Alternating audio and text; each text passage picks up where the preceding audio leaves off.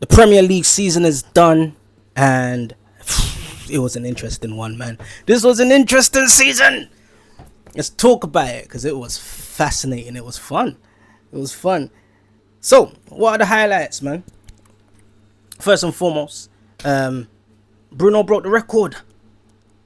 Bruno broke that record in dramatic fashion as well on the very last game. 21. Yeah, can't complain, man. Dogu's back. Dogu came back with a missing Dogu. I just feel like his presence is impactful. I wasn't a believer in the beginning. I am a believer now. When you see him on that wing or see him just floating about the place, because we're playing very fluidly. When you see him floating about the place, you're like, oh yeah, we needed this kind of a outlet. When I see Dogo, I think of the Tasmanian Devil. Just I don't know if that's kind of racist, but anyways.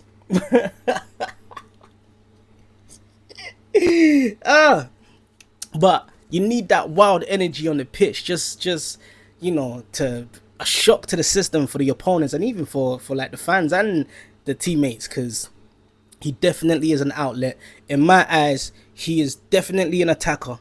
But it doesn't mean that he can't play a little deeper and do a little bit of overlapping from time to time, because he is very tenacious. And with that tenacity, where do you want to put it? On the flank. You give me a little further forward, a little backwards. But personally, I think he's an attacker.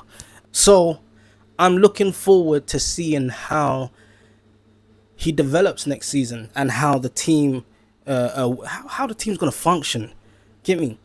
Luke Shaw completed an entire season, the whole thing from top to bottom. Brother, I never thought I'd see the day. He done that shit. He done it. And I feel like we need to give him a round of applause just for that. Well done, broski. You didn't get injured. What can we say, man? What can we say apart from well done? Congratulations. What else, man? Obviously, our last game was against Brighton. And I don't know, man. They didn't really show up, which is interesting considering that they had more to play for. And I don't know. Is that a testament of how scary we are, how well we played? Is that fair that we're striking into their hearts, or was it just that they just didn't show up? They just didn't have the faith. They ended up in Europe regardless. It was interesting. It's funny because at the end of the day, everyone was celebrating. Every team was celebrating. Winners or losers. No one's a loser. Everyone won. You get me? But Belieber done his audition. You could tell that he really wanted to have a good game. And I think he kind of did have a good game. I think off of the back of that game, I'm a believer. I believe. I'm a believer, man. I think he would be an effective Manchester United player. You can just see, he brings a lot of energy. And we might need some energy in the midfield. But we do need some controlled energy, and I don't know if that's what he's about. Too tough, but maybe he can bring some of that. Maybe he can figure out how to sit, or him and Kobe Manu can figure out a system where one's going forward, one's going back, one's going forward, one's going back. But it was a good audition, and I think we should go in for him. Yeah. If we're gonna do like a Tonali or a Anderson, which isn't gonna happen. If it does happen, I'll eat my words. Belieber, I think he's a good signing. Fuck the history or how bad this season was. Like I always say to my man, the only reason why he was bad this season is because he was trying to get his price down, man. He wanted the Manchester United to come to the table with a favorable opportunity or favorable chance of obtaining him. You knew what he was doing. Did you get it, man? But what else? West Ham got regulated. West Ham got relegated, and I have mixed feelings about that, because I like West Ham, man. However, if that means Fernandes comes on the cheap, I ain't complaining. Let that Donny come on a cheap.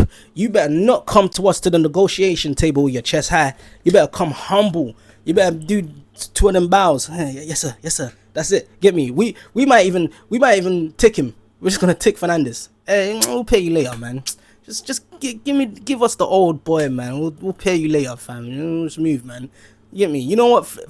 Put on a sell-on clause on it, and we'll get him to the best of his ability, to the peak of his performance. And in his prime, when we sell him off, we'll give you a little something, and call that a little mutual exchange between us. But I am happy. I really do hope that we go for Fernandez as well, because I think, yeah, another very impactful, powerful player in it. So, you get me. And what else? Isak didn't show up. He didn't show up. There was a whole Premier League and he was still tying his laces. Where were you, bro? Did you know that this was happening? Did you know that this was happening? Boy, I don't know, man. Liverpool and that slot guy. Ooh, I don't know, man. I just don't. We'll see in it. I was under no illusions when he won last season. When Liverpool won last season, I was under no illusions that this was Peps. This was Klopp's team, innit? This was Klopp's team, Klopp's tactics. That was Klopp's trophy. You hear me? Man's gonna come and say, oh, he came first season and he won a trophy. I knew that I believed that none of that was his doing, or very little of that was his doing. And this season kind of exposed him, right? And the pieces that he put together haven't gelled together. I don't know what else to say about it, innit? Let's see what happens next year. Maybe he's still finding his feet, which is okay. And I guess I wouldn't have had these big expectations for him if he didn't win the last season. If he didn't win and they finished how they finished this season, I would have been like, all right, give him some time, let him breathe. You get me? And but yeah, what else? Yeah, because they should have fired him. They should have got rid of him. And seeing that Alonso was available, they must be kicking themselves. Liverpool fans must be kicking themselves knowing that Alonso has gone to Chelsea. Now let's talk about Chelsea, because they ain't got no European football. Oh, win the Club World Cup, no European football. When you man had that reservoir guy, I don't know what his name is, Renacinia. Sorry. When you man had him, I was just like, what's this guy doing? He's not going to last long. Why would you appoint him in the first place? Just get an interim and figure out who you want down the line. But I didn't know what his accolades were. And when he came to Chelsea, I didn't see anything worth respecting about him. No disrespect to him, you get me? I'm just saying what I saw or experienced, and it was nothing in it. But yeah, Chelsea ain't got no European football, which is such a joy for me to see, because I cannot stand Garnacho. Can't stand him. Chelsea fans, I ain't even got a problem with you, man. You guys are cool. But Garnacho gets every last drop of karma that he deserves. Good, bitch. Good. Play once a week. On the bench. Good. Because that's where you belong, punk. Get me? You couldn't just leave amicably. You could have just left, held your head up high and say, yeah, man, I was a good servant to Manchester United. Manchester United treated me right. Deuces. No? You wanted to run your gums. Look at you. Anyways, what else, man? Pep's gone. Pep has gone, which is just a breath of fresh air, you know. And I can think of 115 reasons why he left, but he's gone. And it just feels like there's going to be a new meta when it comes to next season, and it's just going to be exciting to see. This season felt like EastEnders, felt like Hollyoaks, proper soap opera, Really, really good stuff, man. Really good stuff. It was just, I don't know. It felt like a huge switch up. Um, New legends are gonna be made next season. That's how I feel. You get me? But yeah, man. Pep's gone. Turkey. Turkey Diaz come to the league trolling. He's gonna be an entertaining character to watch. Um, and Carrick, Carrick ball. I don't know what to say, man. I'm. You me? Maybe a little bit later on, I might. Um, what's the word? Structure my thoughts in a way that makes a little more sense. But I just felt like I just needed to do a brain dump today and just talk about how things have gone or are going, and I'm excited for next season because I think us Manchester United, we got a wonderful formula. Get me? We got someone in charge who understands the club. Because my gripe was, right, back in the day, while we were chopping and changing between managers, first and foremost, I couldn't stand Ruben Amorim. And I'm going to make a separate video for that.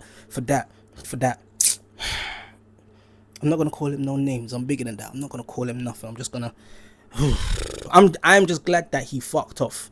Get me? I'm glad he fucked off because I was wishing and praying for him to fuck off as far as he could possibly fuck off to. And once he's fucked off to that distance, fuck off a little bit more. So I'm glad that he is fucked off, and I'm glad that the result, the change around, the switch was as sudden and as apparent as it was, because I used to argue with Manchester United fans, right, on Instagram, right, in DMs and all of that shit there about this man and his lackluster understanding or incompetence around the game or being a manager. And people were telling me that he was cooking, give him some time, he needs support. And I was like, what on earth is going on? What are people seeing? What are they talking about? Do you know what I mean? Today's not that video though. We're not talking about him today. Today we're going to talk about Carrick. Or at this moment, we're just talking about Carrick. Carrick, thank you. For a long time, I've been saying that we need to re-inject some Manchester United DNA into the club. And I had people telling me, oh, what is this Manchester United DNA that people keep on talking about? Oh, what is it? Blah, blah, blah. Forget the DNA. And I'm like, no, you can't forget the DNA. You gotta have that DNA, man. And what I realized beginning of the season a couple years ago is that there was no one in the club that had that DNA.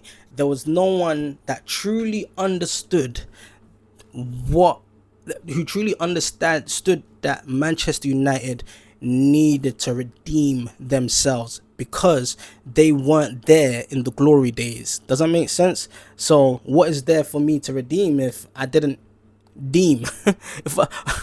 What am I redeeming if I didn't deem in the first place? So that's me talking from like the very top, the owners, the new owners, the management team, and the players. You know, I think at the time, from my knowledge, from my recollection, the only person that was of that had any history to Manchester United at the time was Carrick was Fletcher, and to know now that we've got Carrick running the main team, Fletcher running the youth team, right? It just, to me, I'm just like, I can work with this. Get me? We got a couple of players who are leading the new generation of Manchester United players and who can install the philosophy and have the gravitas of what it was or what it is to be a Manchester United player, or I don't want to use the word player, Manchester United person. fuck it, man, player. To know that that is in place now in leadership positions, all of that is just gonna trickle down into the generations to come in it.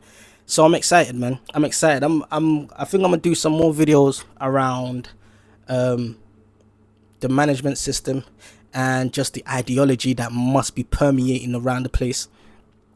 And I think I'm also gonna do a video on Ilya Amarim and just trying to explain to certain people why I think he was anti-United, very anti-United. And yeah, man, obviously this is my first video, and this is not a Manchester United channel, by the way. This is just a Manchester United segment, and I'm gonna return to this Mandem United from time to time. I might make a separate channel for this. For now, hey man, hold your head up, Manchester United guys, supporters, and just know that there are good things to come. That's it. That being said, like, comment, subscribe. I'm new to this YouTube game. I don't really know the blah blah blahs. I just felt like I need to talk about these things. I need to express my local self. So that's what this is, isn't it? See you in the next one, man. If you like this video, click on this video or that video. I don't know. I just see YouTubers doing some shit like that. So I probably ain't gonna have nothing here or nothing there to click on. I'm just getting to practicing. Easy, my G's.